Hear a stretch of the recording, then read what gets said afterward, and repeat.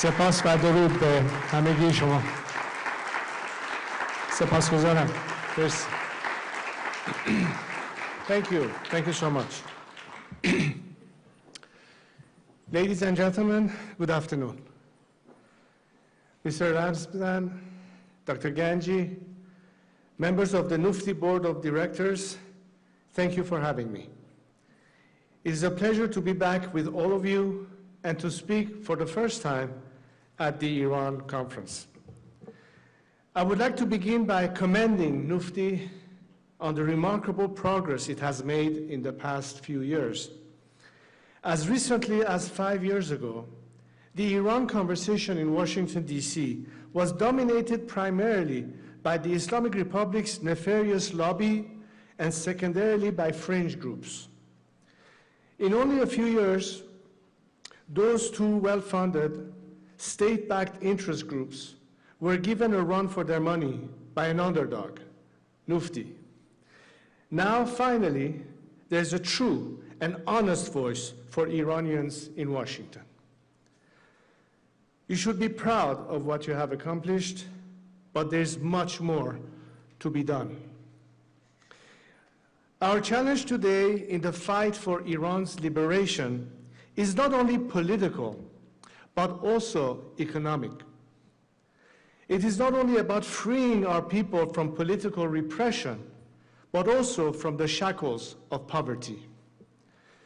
That is why I am so pleased to speak about the Iran Prosperity Project and the plan for and path to our nation's economic reconstruction. Nearly half a century ago, Khomeini, ever eloquent, defined the Islamic Republic's economic strategy by proclaiming that economics is for donkeys. اقتصاد مال خر است. It was this ignorance and arrogance, beyond his brutality and backwardness, that destroyed the lives of millions of Iranians and cost the world a valuable trading partner, promising market, and reliable creditor. Today, Iran should have been the South Korea of the Middle East, but it has instead become the North Korea of our region. The gross domestic product numbers prove it. In 1977, Iran's real GDP per capita was more than twice that of South Korea. Today, South Korea's is more than 7 times that of Iran's, and devastatingly, Iran's real GDP per capita has never reached its pre-revolution level. As a result of an economic policy determined by those who believe it should be guided by livestock, Iran has missed out on the digital and internet revolutions, the globalization age, and we are in the midst of missing out on the artificial intelligence era.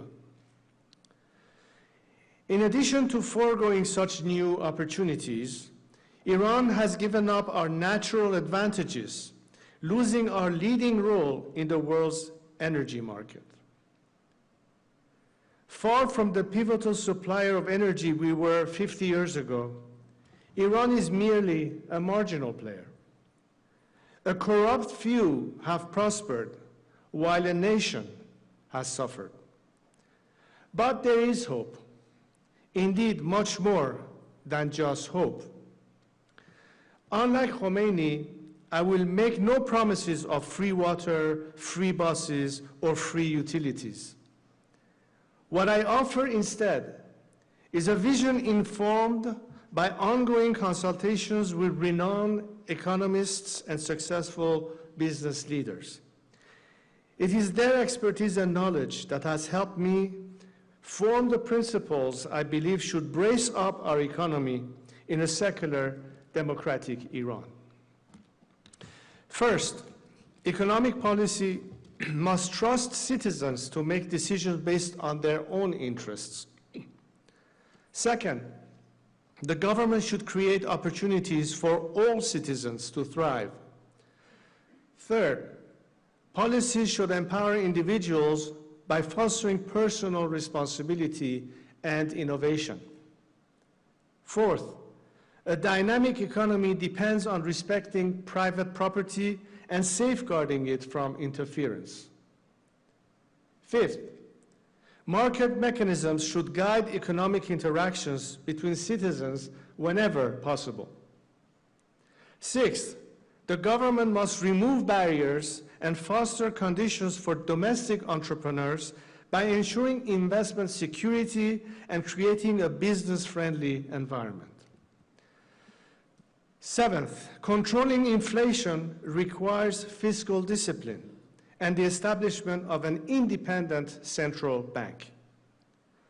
Eighth, barriers to women's participation in the labor market must be eliminated. Ninth, productivity driven by enhancing human capital and adopting technology should fuel economic growth.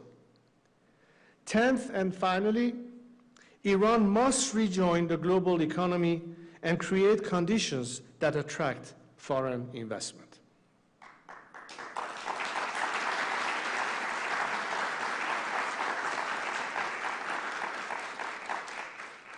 There are existing international protocols, organizations, and fora that provides the framework for Iran to immediately and effectively re-enter the global marketplace, including the Financial Action Task Force, the International Budget Partnership, the International Labor Organization, the Multilateral Investment Guarantee Agency, and the Stockholm Arbitration Institution.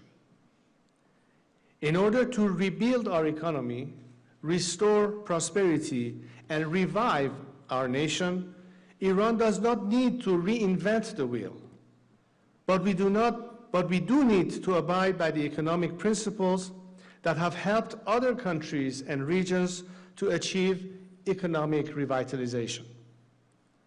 In order to achieve that aim, both our people and basic practicality demands a roadmap for economic recovery and national reconstruction. It is for that reason that I am so pleased to be here for the unveiling of the first phase of the Iran Prosperity Project. This team of economists and subject matter experts are doing more than talking and philosophizing about Iran's economic woes. They are developing concrete and implementable solutions. As we have just heard, in the first phase of the project, which they have just completed, they have outlined the immediate financial and social stabilization plan for the first 100 days after the collapse of the Islamic Republic. Shortly, they will begin the second phase of the project, focused on the transition period and the necessarily political and legal stabilization, and the third phase focused on long-term economic reconstruction and investment opportunities. As IPP will undoubtedly document in the next phases of its work, Iran is perhaps the world's last significant frontier market. With 85 million extremely well-educated, young, talented people, it is yearning for investment and teeming with opportunity. Around the world and in all sectors, it is Iranians who are running some of today's greatest and most innovative companies. And these are not mere standouts. Iranians in the diaspora consistently rate among the highest educated and highest earning of any group.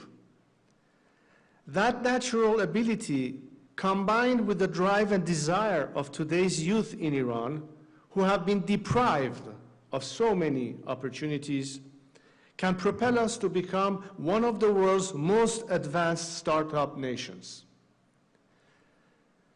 We can turn our universities from centers for indoctrination of our youth and segregation of women into leading global research centers, using the ties of leading Iranian academics in the West with so many other brilliant academics, researchers, and scholars.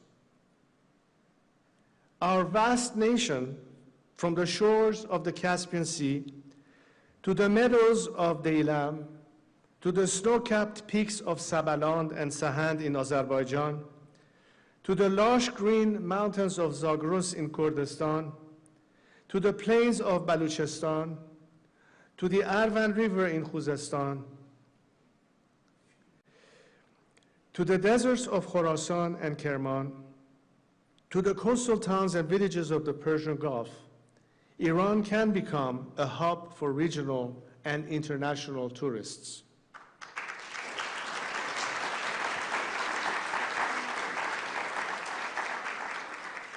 Of course, we need not turn our back on oil, natural gas, and petroleum industries. But instead of using it to fund terror, death, and destruction across the region, we can use it to invest in our people, rebuild our nation, and diversify our economy for the long term. Iran's greatest untapped resource isn't oil. It's the talent and drive of its people. And all of our people must be able to thrive.